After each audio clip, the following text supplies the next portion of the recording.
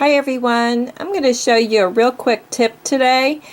This is a head that I just started today, and most of you that follow me, you know that I start off with a half of a head.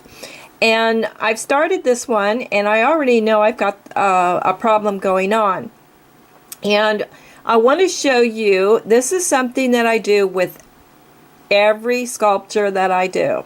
Okay, I take a picture of the front and both sides of the face. Okay, then I'm going to take you over to my computer and I'm going to just show you on a side view, because the side view, the profile is the area that I seem to feel more comfortable working with. And then once I can straighten it out from there, then it seems like the front of the face just all unfolds for me. Okay.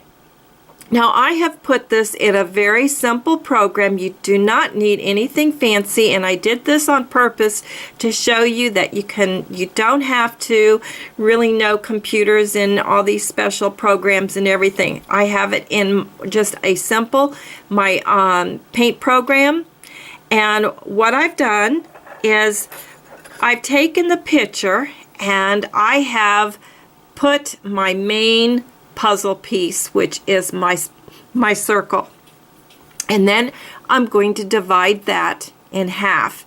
Now I'm going to start looking at the front, at the side of my face, and I'm going to look at how my measurements are lining up. Okay, all right, so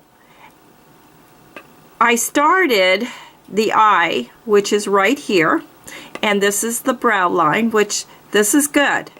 I was right on.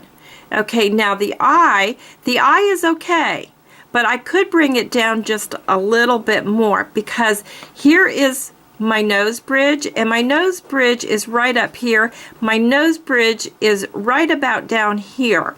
So what I can really play with this, it's really not a major problem there, but I'm going to show you where the major problem is. Okay, now I take another line and I start it from the nose bridge and I bring it all the way down to the bottom of the chin.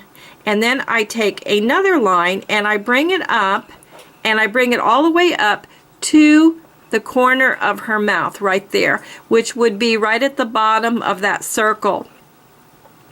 Okay, now that is going to be her jawline. Okay, now her ear, I'm going to point this out. Okay, the top of the ear is usually right about at the brow line. Now, everybody's ear is different, and you know, it just depends on what you want, but it's just a guideline. And it's always on the halfway mark of the front of the face to the back of the head. And I just went ahead and I just drew some lines in, but the bottom of the earlobe is right about at the bottom of the nose, right here. Now this is where my new markings are going to be. Now let me explain this line here, because this is the line that I always have to go into my computer and look at my picture and start correcting. Okay, from the nose bridge to the chin, I divide it in half. That's going to be the bottom of my nose. Then I take from here to the bottom of the chin and I divide that into another half, and that is going to be the top of the bottom of the lip, where the two lips are joined together. Okay, now these measurements, I can be off just a little bit, but it is showing me that I am really off. Okay, so all of this open space right up in here, it's telling me that I have to fill that in with clay. And then right in here, right in this area right here, okay, this is going to be where the bridge is going to come in. So actually, sometimes depending on what kind of a forehead that you're doing, some people they're rounded in the front and some are flat. You know, it just depends on what it is that you want.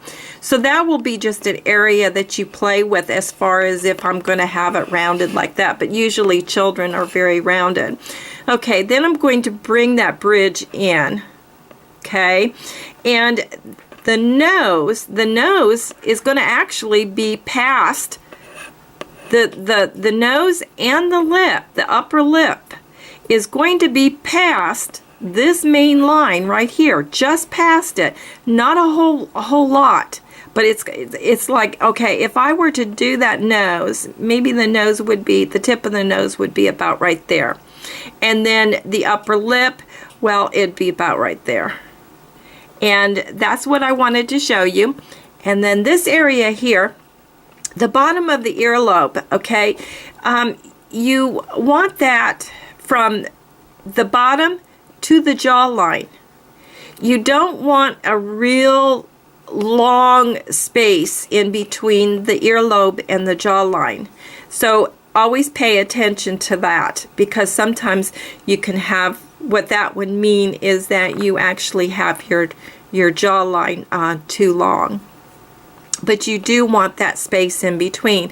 And the measurements that you see here, or that I'm pointing out to you, when we're looking at the front view, it's going to look different than the side view. So I just wanted to show you this technique. And most people, I've met a lot of artists that actually will do it with a mirror, and I used to do it with a mirror, but I found that when I got brave enough to try my edit program and played with it, it was so much better, because I can put my circles in, all my measurements, instead of having the mirror and trying to guess. I guess you could say I'm not really a good guesser, but I wanted to share this with you, and I hope that this will help you, and please give it a try. I'm not kidding you. You'll be so amazed at what you will see when you draw these simple puzzle pieces out on the face. The face is nothing but puzzle pieces. Find the shapes that you see. Some shapes that I see, you know, it might be something that you see different, but just put in whatever it is that you see, and you'll be amazed at what you can do and what you can correct. Okay, everybody, I hope this has helped you, and I will see you next time.